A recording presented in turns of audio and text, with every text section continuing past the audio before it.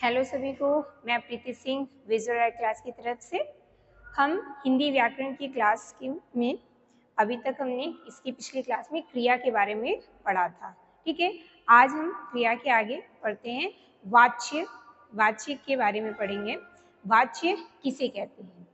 वाच्य क्रिया का रूपांतरण होता है जिसके द्वारा यह पता चलता है कि वाक्य में कर्ता, कर्म या भाव इन तीनों में से किसकी प्रधानता अधिक है। वाच्य क्या है? क्रिया का ही रूपांतरण है। वाच्य क्रिया का रूपांतरण है। वाच्य के द्वारा हमें ये पता चलता है कि वाक्य में कर्ता की प्रधानता है या कर्म की या भाव की। किसकी प्रधानता है?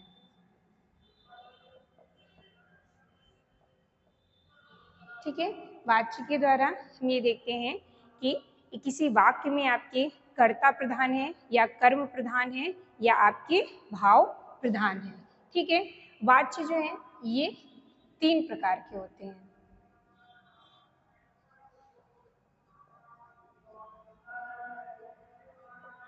वाच्य आपके 3 प्रकार के होते हैं, जिसमें से पहला होता है आपका कृतवाच्य।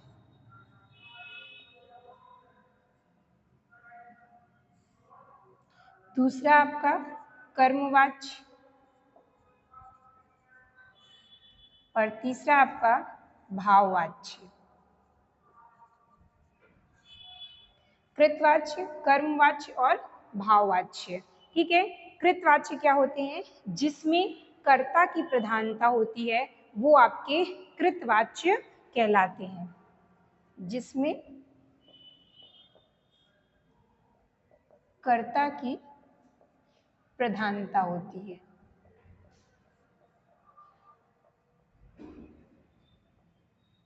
जिस वाक्य में आपके कर्ता की प्रधानता होगी उसे हम क्या कहेंगे?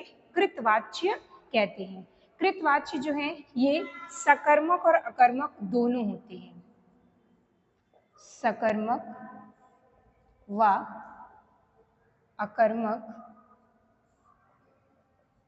दोनों होते हैं।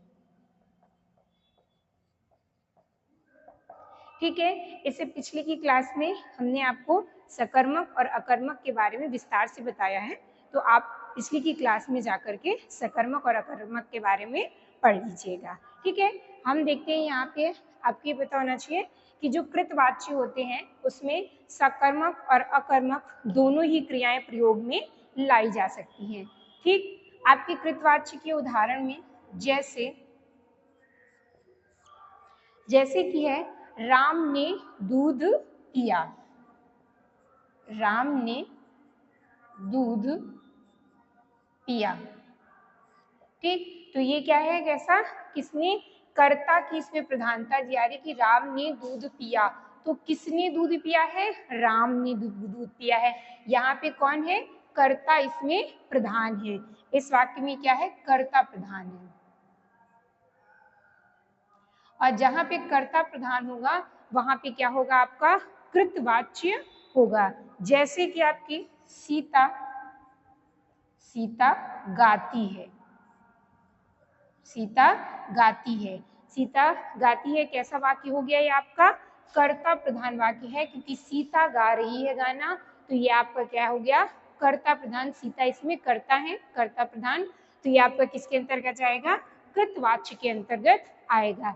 इसी तरह जैसे लड़कियां बाजार जा रही हैं, जैसे आपका लड़कियां बाजार जा रही हैं। ठीक है, तो इस वाक्य में भी आपके क्या कर्ता प्रधान है? लड़कियां। लड़कियां बाजार जा रही हैं। शब्द में आपके कौन बाजार जा रहा है? लड़कियां। तो प्रधान कौन हुआ यहाँ पे? लड़कियां। तो लड़कियां प्रधान होने के कारण, कर्ता प्रधान होने के कारण आपका ये क्या हो जाएगा? कृतवाच्य हो जाएगा। ठीक है, जैसे माँ रामायण पढ़ रही है। तो रामायण कौन पढ़ रहा है? माँ। तो यहाँ पे कौन है? कर्ता प्रधान है, तो इसलिए इसमें भी क्या होगा? कृतवाची होगा। और जैसे एग्जाम्पल, मैं सर्दियों में नहीं नहाता, मैं सर्दियों में नहीं नहाता, तो सर्दियों में कौन नहीं नहाता है? किस पे विशेष प्रधानता किस पे बताई जा रही है? कि मैं, जो आपका कर्ता है। ठीक है, तो इसमें भी आपका कृतवाची हो जाएगा। जैसे ये सब सकर्मक धातु हैं, जैसे आपका अकर्मक धातु में होता है मैं हंसता हूँ, मैं हंसता हूँ, ये आपका अकर्मक धातु है, अकर्मक क्रिया के अंतर्गत आता है। लेकिन मैं हंसता हूँ ये किस प्रकार का है? इसमें कौन हंस रहा है? मैं। तो कर्ता इसमें प्रधान है, तो ये किस प्रकार का वाक्य हो जाएगा?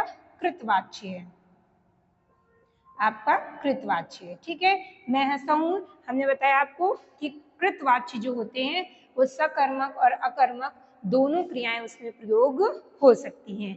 ठीक है, ये आपका हो गया कृतवाच्य के बारे में। अब हम देखते हैं कर्मवाच्य। कर्मवाच्य क्या होते हैं? जिसमें आपके कर्म की प्रधानता होती है। कर्मवाच्य में कर्म की प्रधानता होती है। ठीक है, कर्मवाच्य में क्या है? आपके कर्म की प्रधानता होगी। कर्म की प्रधानता में इसमें जो वाक्य प्रयोग किए जाते हैं कर्मवाच्य में, तो इसमें आपके जितने भी वाक्य होंगे वो सकर्मक वाक्य होंगे। कैसे होंगे? सकर्मक वाक्य होंगे। ठीक है, क्योंकि अगर कर्म प्रधान है तो जाहिर सी बात है उसमें कर्म होना चाहिए, इसलिए जो वाक्य होगा वो कैसा होगा? आपका सकर्मक होगा। इसमें कर्मवाच्य में एक चीज आपका एक शब्द प्रयोग किया जाता है के द्वारा। के द्वारा, के द्वारा शब्द का प्रयोग आपको देखने को मिलेगा कर्मवाच्य में। जैसे कि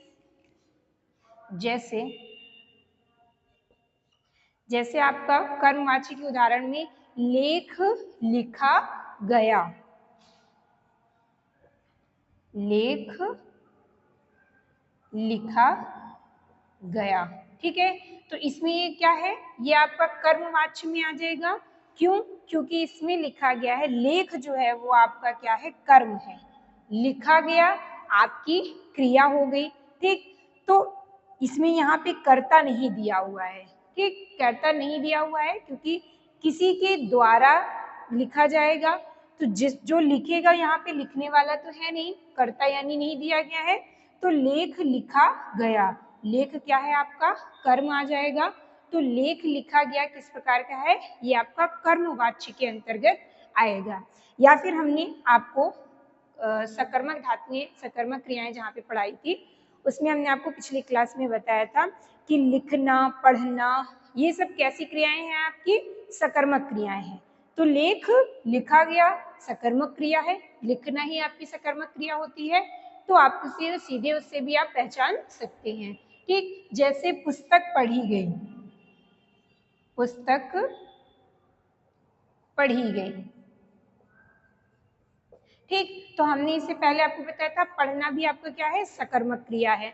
तो पुस्तक पढ़ी गई, क्या पढ़ा गया? पुस्तक पढ़ी गई।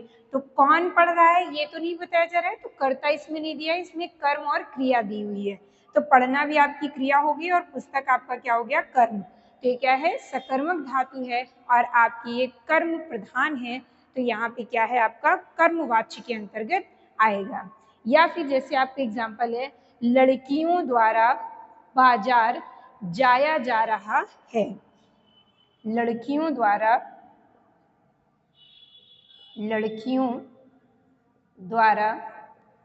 बाजार जाया जा रहा है। ठीक है, तो क्या लिखा हुआ है आपका? लड़कियों द्वारा। जब हम किसी के द्वारा कोई कार्य होता है, ठीक है, तो बाजार जाया जा रहा है। कहाँ जाया जा रहा है? आपकी क्रिया कहाँ क्रिया हो रही है? कर्म आपका बाजार हो गया, वो लोग कहाँ जा रही हैं? बाजार जा रही हैं।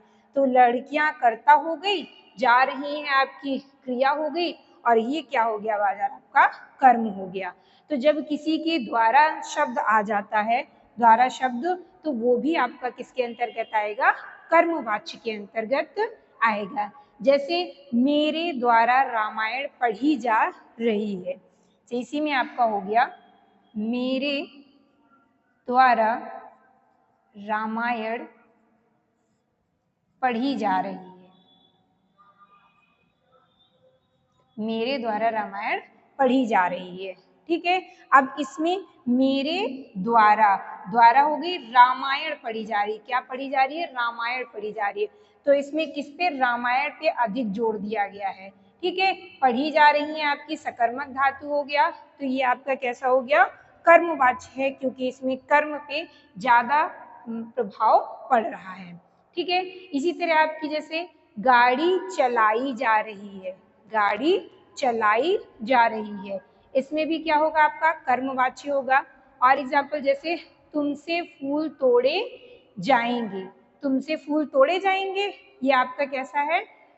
कर्मवाच्य के अंतर्गत आएगा, यानी कि कर्मवाच्य में आपके कर्म की प्रधानता दिखाई जाती है। ठीक है, तो ये आपके कृतवाच्य और कर्मवाच्य के बारे में हो गया। अब हम देखते हैं आपके भाववाच्य।